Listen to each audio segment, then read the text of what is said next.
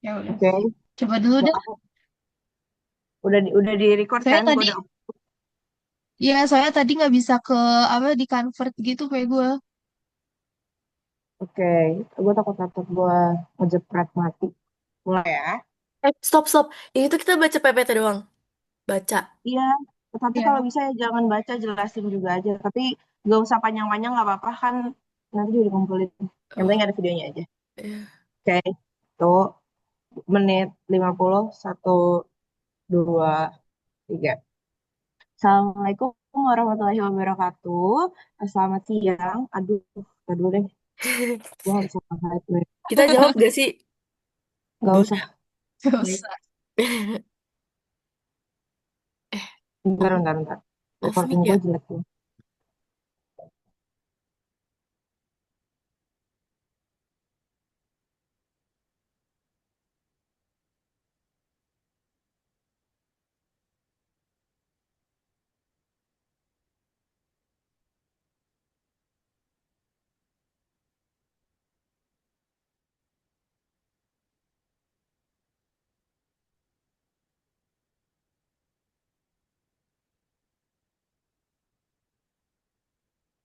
Oke, Assalamualaikum warahmatullahi wabarakatuh. Selamat siang. Sebelumnya kami dari kelas DP 4701 kelompok dengan tema gua bentar deh, bentar. Kenapa tiba-tiba kayak gini? Oke, kenapa jadi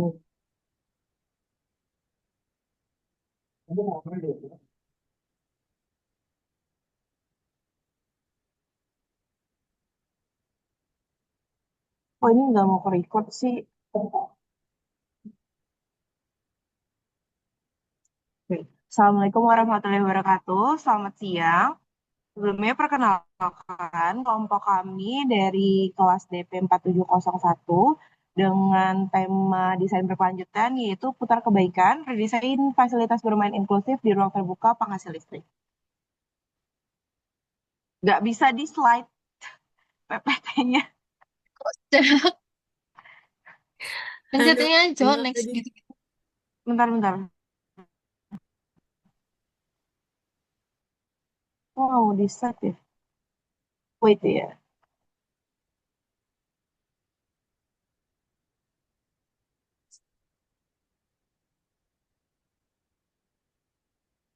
Demi Allah kalau gua record gak mau kalau bisa deh. Oke. Assalamualaikum warahmatullahi wabarakatuh. Kita dari kelas DP 40 4. Assalamualaikum warahmatullahi wabarakatuh. Perkenalkan, kita dari kelas DP 4701 dengan tema desain berkelanjutan, putar kebaikan, desain fasilitas bermain inklusif di ruang terbuka penghasil listrik. Dengan tim kita, yaitu ada saya sendiri, Mauli Fazlatunisa, ada Nur Afradita, ada Raditya Dava, dan juga ada Sally Amelia. Sebelumnya, latar belakang dari produk kami adalah kurangnya ruang terbuka publik di daerah taman kota yang mempunyai mainan-mainan yang dikhususkan untuk teman-teman berkebutuhan khusus atau teman-teman yang mempunyai kebutuhan inklusif gitu. Seperti anak-anak penyandang disabilitas, terutama yang mempunyai kursi roda. Karena seringkali anak-anak tersebut tidak bisa mengakses mainan atau menikmati mainan seperti teman-teman yang lainnya. Di sisi lain juga ada krisis energi global dan juga perubahan iklim itu mendorong peningkatan kesadaran akan pentingnya energi terbarukan dan juga efisiensi energi.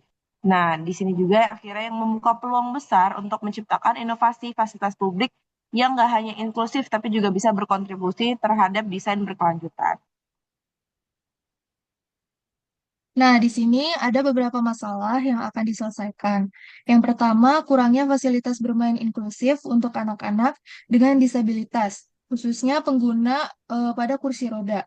Yang kedua, rendahnya pemanfaatan ruang terbuka publik untuk mendukung pendidikan dan juga kesadaran terhadap lingkungan. Yang ketiga, kurangnya integrasi teknologi ramah lingkungan pada fasilitas bermain pada anak. Lalu, oleh karena itu diberikan solusi inovatifnya. Yang pertama yaitu fasilitas bermain yang sepenuhnya inklusif, dan yang kedua ada integrasi integrasi teknologi penghasil energi terbarukan, dan yang ketiga, peningkatan kesadaran lingkungan melalui interaksi. Selanjutnya, ada data pendukung, yaitu data dari laporan Rikesdas 2018 menunjukkan bahwa sekitar 3,3% anak Indonesia berusia 5 hingga 17 tahun mengalami disabilitas. Dalam analisis berdasarkan rentang usia, mayoritas kasus disabilitas terjadi pada kelompok usia 15 hingga 17 tahun, mencapai 4,2%. Selain itu, sekitar 3,5% anak usia 10 hingga 14 tahun dan 2,5% anak usia 5 hingga 9 tahun juga mengalami disabilitas.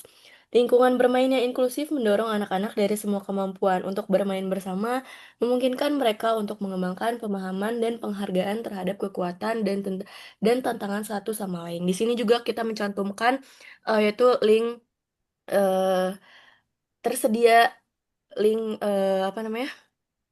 Tersedia linknya. Kemudian ada target pengguna, yaitu target pengguna yaitu anak penyandang disabilitas, anak non-disabilitas, orang tua dan pengasuh, kemudian yang terakhir yaitu komunitas atau organisasi peduli disabilitas dan lingkungan.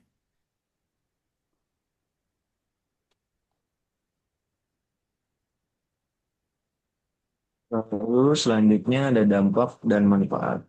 Yang pertama itu ada peningkatan inklusivitas sosial.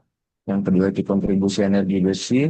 Yang ketiga itu edukasi lingkungan. Dan yang terakhir itu pemanfaatan optimal ruang publik. Di sini ada sketsa idealnya.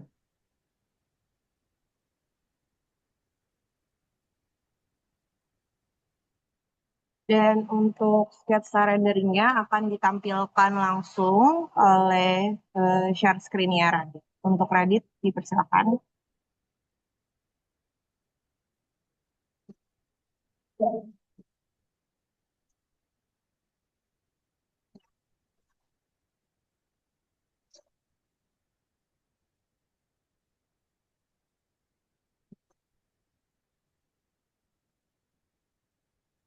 Lalu di sini ada sketsa renderingnya.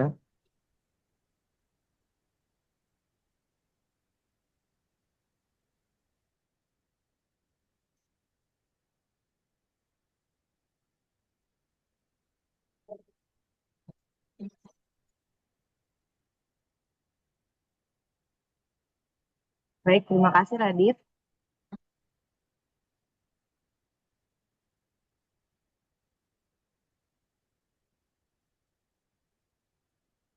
Oke, selanjutnya adalah mekanisme produk dan juga fitur utama. Untuk mekanisme produknya ini, nantinya anak-anak akan memutar permainan tersebut. Nah, nanti akan geraknya menjadi cepat. Dari gerakan itu menghasilkan energi listrik. Diikuti juga dengan fitur utamanya, yaitu energi gerak itu diubah jadi listrik. Terus listriknya akan disimpan pada baterai. Dan outputnya adalah bisa digunakan pada stop kontak di dekat mainan tersebut.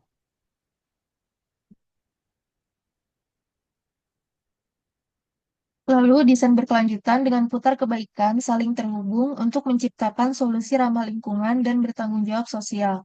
Energi bersih bisa mengubah gerak main anak jadi listrik. Edukasi lingkungan mengajarkan anak soal energi terbarukan secara langsung. Lalu efisien menggunakan energi sendiri untuk penerangan hemat listrik.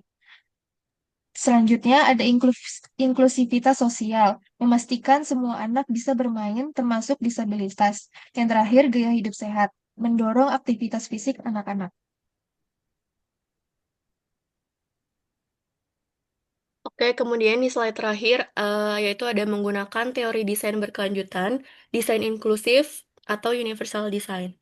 Mengedepankan dua aspek khusus, yaitu aksesibilitas dan kesetaraan penggunaan. Dengan tujuan utama, yaitu memastikan mainan dapat diakses dan digunakan oleh anak-anak dengan berbagai kemampuan, termasuk pengguna kursi roda. Serta semua anak dapat menikmati pengalaman bermain yang sama, terlepas dari kemampuan fisik mereka. Oke, baik. Terima kasih sebelumnya. Mohon maaf bila ada kesalahan. Cukup sekian yang dapat kami sampaikan. Terima kasih banyak. Wassalamualaikum warahmatullahi wabarakatuh.